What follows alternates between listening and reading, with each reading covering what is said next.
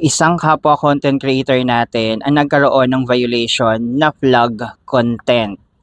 So, paano nga ba siya nagkaroon ng plug content mga katiktik? Upon may checking sa kanyang post at dito sa comment section na nakita ko is nag-upload pala siya mga katiktik ng mga video na hindi sa kanya.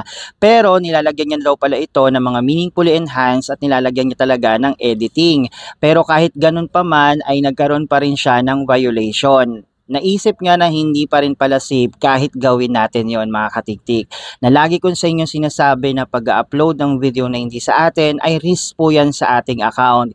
Katulad na lang po na nangyari kay Sir Zenzi mga katiktik. Shoutout kay Sir Zenzi na ang kanyang account ay na-uploadan niya ng videos na hindi sa kanya. Nag-viral yung videos na in-upload niya or yung kinuha niya sa iba.